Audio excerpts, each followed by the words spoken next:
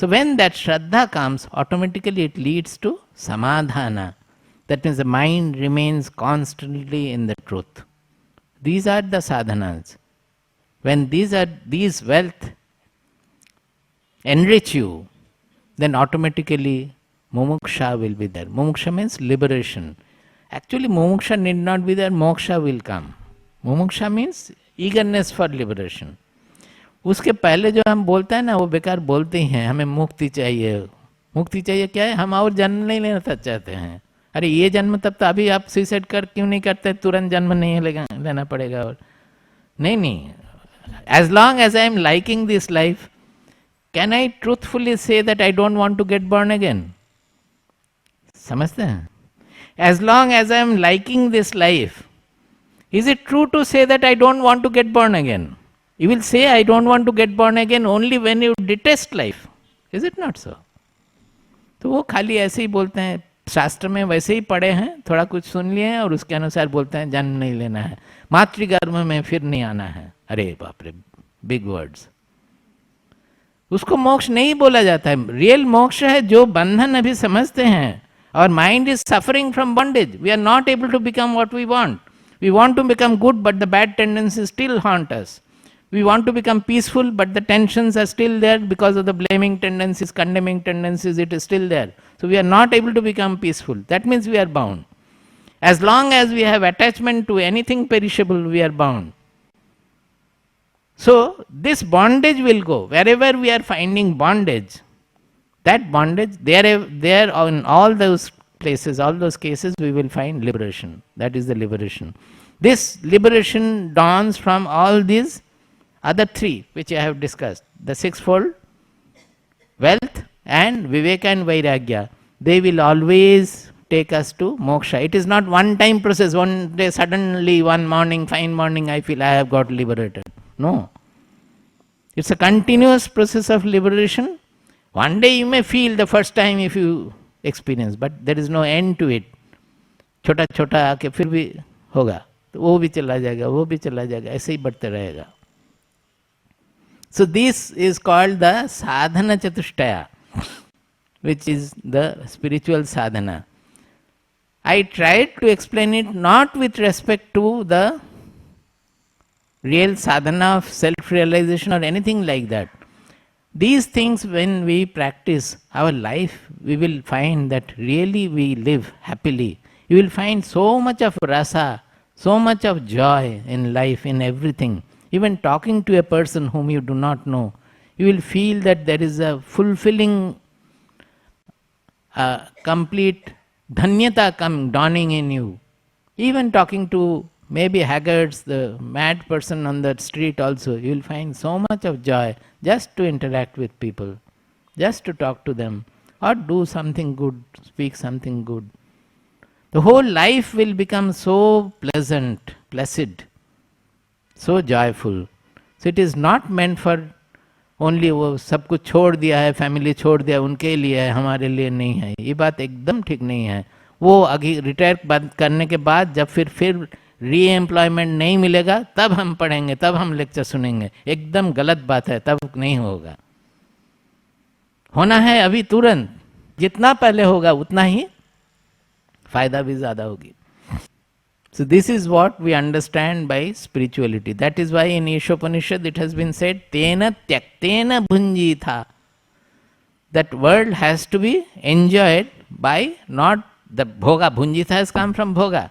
Bhoga will come out of tyaga. Not by getting into slavery, becoming slave to the objective situation, but by becoming master of the world by tyaga. Without tyaga bhoga, the real bhoga will not come. We say yoga. I had gone to a yoga institute in our place, a little 25 kilometers away. Very good place, very good person also. So I was speaking, there were foreign students mostly. So I said that nowadays yoga has become internationally famous. But none of you will like, those yoga teachers and students, none of you will like when I speak the truth. In our country, the yoga was devised for tyaga, not for bhoga. But all the foreigners take to it for more and more bhoga, not for tyaga. Is it not true? और भी जीवन को enjoy करेंगे क्या? Sensory enjoyment थोड़ी होगा, कितने साल करेंगे? बाद में योगा भी नहीं रहेगा, वियोगा हो जाएगा सब. Okay, we will stop today. From tomorrow, I think the first phase is Bhagavad Gita, 3rd chapter.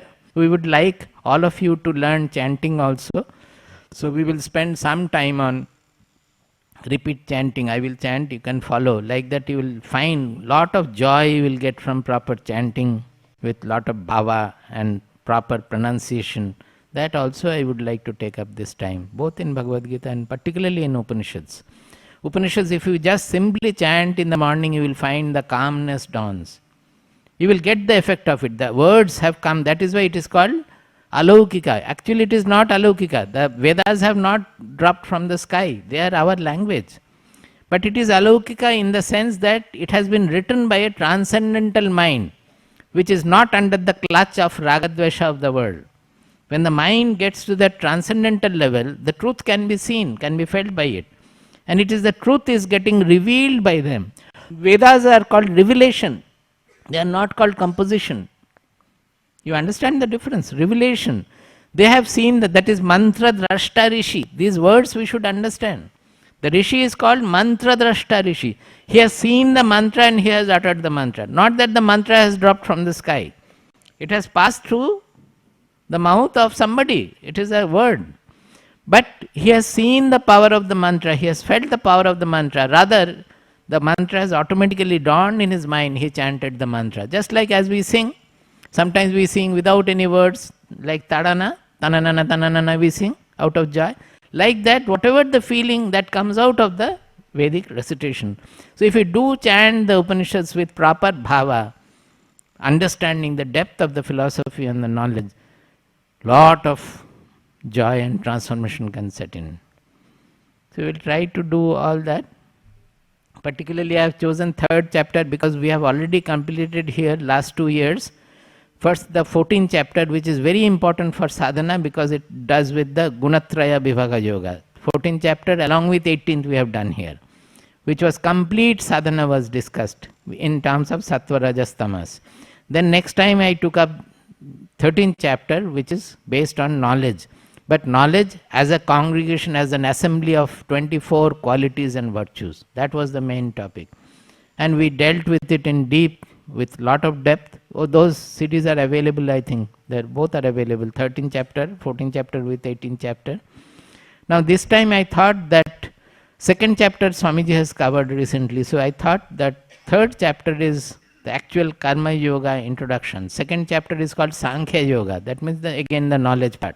The knowledge part we have already done last year in 13th chapter. So this time it will be the Karma Yoga, the yoga of action. Now that does not mean generally we have a misunderstanding about yoga, Karma Yoga, that जो बहुत कुछ काम करते हैं बोलते हैं हम कर्म योग करते हैं, ये सही नहीं है. Karma Yoga, the important part is the yoga, to do anything with the yoga attitude. Even if you don't do anything also, not to do anything with the yoga attitude. कर्म कुछ नहीं करके भी कर्म योगा हो सकता है, but you have to have the yoga attitude. So what is that yoga attitude? We have to learn here. And this chapter is very good. It has a social dimension, it has an universal dimension, introducing the Jajya with a great universal dimension. So although it's a small chapter and I have to finish in 10 days or 12 days, I would like to address some of these universal points there. Namo Namaste Gurave Mahatmane Vimukta Sangaya Saduttamaya Nityadvayananda Rasaswarupine Bhumne Sada Paradayam Budhamne Namaste, Namaste, Vibho Vishwamurti. Namaste, Namaste, Chidanandamurti. Namaste, namaste, tapoyogagamya. Namaste, namaste, Shrutijnanagamya. Swarajya samrajya vibhutiresha Bhavat kripa shri mahima prasadat Prapta maya shri gurave mahatmane Namo namaste stu punarnamostu Namo namaste stu punarnamostu Namo namaste stu punarnamostu Namastasmai sadaikasmai kasmai chinmahase namaha Yadetadvishvarupena rajate guru rajate Yadetadvishvarupena rajate guru rajate Hari Om Tat Sat. Jai Guru. I would like all of you to become very serious about this study. I generally speak on a serious level, so unless you are also serious, you will not get interest, I will also not get interest. So please come regularly with the book. To understand the shlokas properly, we have to relate it to Arjuna's question sometimes, in reply to what he is saying. Then relate to the previous statements, whatever has been discussed, sometimes statements later. If we take away just a few words out of context, then we will not be able to get into its proper meaning. So, let us first of all have a little of the seriality. In first chapter of Bhagavad Gita, it is really not, there is nothing Krishna has said, that is nothing in the form of Upadesha there. It is mostly Arjuna's statement to picture his mindset. I have already told yesterday that Bhagavad Gita is meant for everybody, particularly people in action, those who are interacting with the world.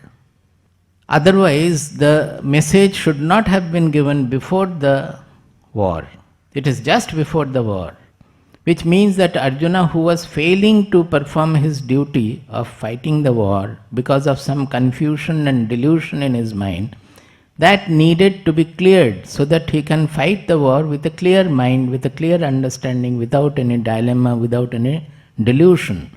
That is why it has been given before the war. All these things are very important to understand the import. It is not for taking us away to the... Arjuna was saying that I will take to Bhikshacharya, I will take to the forest, I will take up sannyasa. He was told that no, you are not fit for that. You have to fight the war, but not with the attitude with which you have come to fight. You have to change your attitude. That is what is needed. So I would point out that 1.44, in some book, one shloka difference will be there, where the Arjuna statement is there, which pictures his mindset, why he is fighting the war. The shloka is, Ahovata mahat papam kartum vyavasita vayam yat rajya sukhalobhena hantum swajanamudyataha. 1.44, I believe. Now, there he is saying that Ahovata mahat papam kartum vyavasita vayam. We are out to commit the greatest sin, mahat papam, a sinful act. Why? Because yad rajya sukha lobhena hantum swajanamudyataha. That we are out to kill our own people. Out of what? Rajya sukha lobhena. This word has to be underlined. His mindset was he was going to fight the war for Rajya Sukha Lobha. That means thinking that I will win the war, then I will get back our kingdom, and then I will rule the kingdom, and ruling the kingdom will give me happiness. I will come back again and again on this point, because this is the important mindset with which all of us do our activities. That is, we cannot think of activities without motivated by such desire that by doing it I will become happy. This is the basic mindset they have addressed right in the beginning. This was Arjuna's mindset. Now, you can easily find out the delusion, Rajya Sukha Lobhena. Now, first of all, it is not guaranteed that he is going to win the war. He may die in the process also. Then he will not get the Rajya. Even if he gets the Rajya will give him Sukha, he will become happy. Anybody can think about it. The Raja's life is not at all a happy life at all. If a good king is there, good king, called the crown is a crown of thorn. He is tremendously mentally tortured. If he is a good king, a bad king can do anything and he thinks that he is happy. That is different. A good king, he has to always think, always reward people, punish people, reward the good people, punish the bad people. Unless he does all these duties, there will be anarchy in the kingdom. But for a good king, it is very difficult to punish anybody, because he will have lot of compassion and sympathy. And those days the punishment was right there. It is not that the case will go from the local court to high court to Supreme Court and run for so many years, and finally somebody will give a verdict. By that time, the person who was involved, that judge has already left. It was not like that. The Raja has to call the people, ask from his Guptachara as well as the ministers, what should be the judgment, what should be the punishment. In many cases it is capital punishment. There itself he will order the head to be chopped off. Sometimes the punishment may go wrong. Later on it may happen that you come to know that you have administered the punishment to a wrong person. There are cases like that, where the king becomes almost mad. If he is a good king, he will become mad almost, and he will leave his kingdom. Such instances are there. Otherwise also, if it is a right punishment also, he will think of what will happen to the family of these people. Maybe he is a young husband having 2 small children. All these thoughts will bother the king's mind. But he has to punish, otherwise the criminals will sit on the shoulder of the good people. The good people will suffer and the bad people will flourish. So never should anybody think that the king's life is a happy life or a peaceful life or a comfortable life. There might be some luxury and some facilities available to him, but it is not at all a comfortable life, and everybody will not be able to take to such a life, such burdened life. It's a great burden he has to bear. So he says Rajya Sukha Lobhena, that means out of the greed for enjoying the Sukha, the happiness born of the kingship, rulership after winning the war. And that was his motivation. If for that motivation he is going to kill his most beloved grandfather and the most respected Acharya teacher, from whom he has learned the archery, Drona and Bhishma and Drona.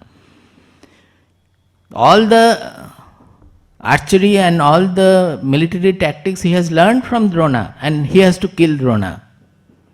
So is it not sinful? If he is going to fight the war for such greed, for enjoying the comfort of the kingdom, then it is definitely sinful. He is absolutely right in that. But Krishna is correcting him, saying that, well, what you said is right, but I don't want you to fight the war with this mindset for Rajya Sukha Lobha. The whole war is designed because all the kings have become corrupt. Most of the kings have become corrupt. We know about Duryodhana, but there are many other kings also. There was corruption in the society at that time. That is why the Mahabharata describes the Prithvi had become burdened with the wrong rulership and wrong kings and all. So it has to be cleansed. The whole society had to be cleansed. The bad rulers have to be replaced by good rulers, righteous rulers. So this Mahabharata war, the great war, was designed for saving the society from the bad rulership and instituting the righteous rulers there. Now, in the process, the effort might be successful, may not be successful also. We cannot always say, even in our country or any other country also, sometimes there might be good people who would like to take over the rulership and institute some good values or good development in the country. But they may not be able to win the war with the corrupt people. They may fail. It may happen. But even then their effort is meaningful because they are doing something for the benefit of the country or for the society. And for that, if they have to sacrifice their life, then also it is okay. That was the Kshatriya's dharma. That to institute righteous rulership, and for that, if necessary, sacrifice their life also. That is why it is said that in the war, if a Kshatriya dies, he will have the heaven. It is said because of that only, that it is a punya karma for him. It is a right work for him, performance for him to do. So, the whole design of the Mahabharata war was to institute the righteous rulership on earth, to save the society. And Arjuna was supposed to work for this purpose. In the process, he may win, he may not win. He may attain the kingdom, he may not have the kingdom, he may die in the war also. But whatever happens later, the purpose of fighting the war remains that he is wanting to institute the righteous rulership. That is the purpose. So the whole Bhagavad Gita is trying to change the mindset of Arjuna. This is the first chapter, is only expressing the mindset of Arjuna. Whatever he has stated there about degeneration, moral degeneration, etc., they are all true as far as morality is concerned. That is, Arjuna had the moral lesson, the lesson of dharma in his school, in his pathshala. And according to that, whatever shastric knowledge he had been saying that this will be this will be there, that will be there, etc. There was nothing wrong in what he said. But this was a moment when you cannot go by the ordinary moral values. The country is already polluted. To establish the righteous rule, you have to see beyond the ordinary moral code. And that is why spirituality comes in. Ordinary moral code will not give you the transcendental vision. And in a crisis period, with the moral knowledge only, you will not be able to work.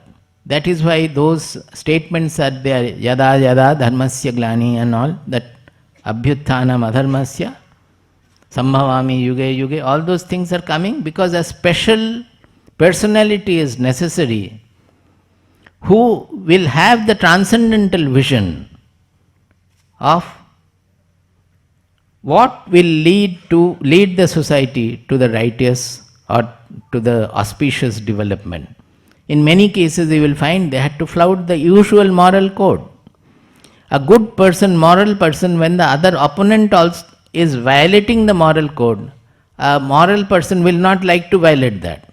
Although the opponent is violating, they will not like to violate because the morality prevents him to violate the moral code. In all such cases, Krishna had to come in and design in a manner that the person is able to get over his constriction created by the moral values. You know of Yudhishthira very well. In Bhagavad Gita, why Arjuna is the disciple and not Yudhishthira? This question also is often asked. Because Yudhishthira was a dharmika person, he was a moral person, but he had great moral ego which he could not get over.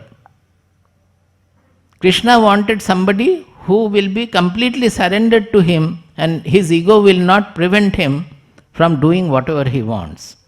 So Arjuna was selected for that purpose. Yudhishthira, you know that when he was asked to tell Drona that his son has died, which was a lie, Yudhishthira refused to speak. He said, no, it is a lie. I am a Satyavadi. I am always keeping to truth. I cannot speak the untruth. Now for that, how Krishna had to fool him, we should understand that. What did they do? They named an elephant as Ashwatthama, killed the elephant, and Yudhishthira was made to tell Dronacharya that Ashwatthama hata iti kunjaraha. That is, Ashwatthama has died, the elephant Ashwatthama. And also during this last portion of the sentence, iti kunjaraha, they will beat the drum so that Drona is not able to hear.